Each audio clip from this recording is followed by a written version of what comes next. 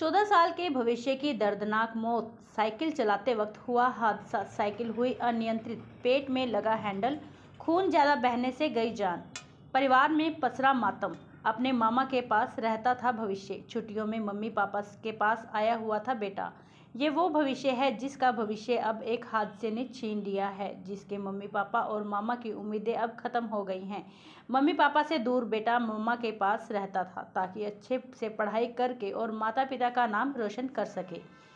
अब स्कूल की छुट्टियां थी तो मामा के घर से भविष्य अपने मम्मी पापा से मिलने आया हुआ था। बस कल वापस जाना था, कई दिन से आया हुआ था। माँ ने बड़े प्यार से कपड़े लेकर दिए पर कि घर पर आया हुआ है बेटा, खाली हाथ ना जाए। लेकिन घर से साइकिल लेकर खेलते खेलते निकला। वो जा रहा था तभी अचानक से साइकिल अनियंत्रित हो गई और साइकिल का हैंडल पेट में लग गया। खून ज़्यादा बहने लगा। आसपास के लोगों ने उसे अस्पताल पहुंचाया, वहां से उसे चंडीगढ़ रेफर कर दिया गया। रास्ते में ही बेटे ने दम तोड़ दिया। मामा बताते हैं कि पिछले 1.5 साल से बेटा हमारे पास ही रह रहा था और मम्मी पापा के साथ मिलने के लिए उनके घर में आया हुआ था। मामा ये भी बताते हैं कि भविष्य ने दम तोड़ने से पहले यह भी बताया कि किसी ने उसे पीछे से साइड मारी थी, जिसके कारण वह साइकिल से गिर गया। लेकिन अब भविष्य इस दुनिया में नहीं है। वो अपने माता पिता का एक ही बेटा था। यहाँ छुट्टियों में रहने आया था, हमारे पास रहता था 1.5 साल से। तो यहाँ रहने आया था तो वो साइकिल लेके घर से अर्जुन गेट की तरफ निकला तो अचानक वो वहाँ गिर गया साइकिल से। और बेटा तो ये बता रहा है भाई मेरे को किसी ने साइड मारी। बाकी कुछ लोग कह रहे हैं ये अचानक गिरा है और वो खुद भी बयान दे रहा था भाई मेरे को किसी ने साइड मारी मामा। अब ये पता नहीं है अभी किसी ने साइड मारी है। कोई सीवरेज का ढक्कन वगैरह भी कुछ ऐसे खुला हुआ था? सीवरेज का ढक्कन खुला नहीं हुआ ना। वैसे सड़क थोड़ी सी क्रैक हो रही है तो हम ये सोच रहे हैं शायद उस गड्ढे में लग के वो गिरा हो।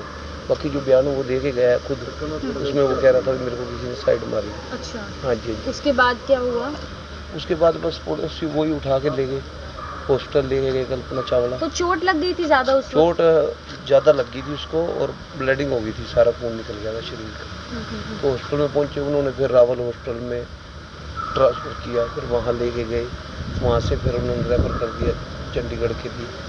तो रास्ते में हम शाहबाद पार करने के बाद आदेश हॉस्पिटल है, वहाँ जाके फिर उसकी डेथ। जैसे ही हॉस्पिटल में एंट्री की उन्होंने चेक किया तो सर ये कलंदरी गेट के अंदर हुआ जी। और रहता कहाँ था बच्चा? ये रहने वाला कलंदरी गेट है। ये हमारे पास मामा के घर आया हुआ था जी। अच्छा। अब ये छुट्टियाँ पड़ी थी, अपनी मम्मी पापा को मिलने के लिए आया था। तो बस 5-7 दिन हुए थे यहीं था, बल्कि शाम को उसकी वापसी थी। अच्छा, कल शाम को? हाँ, कल शाम को ही वापसी थी।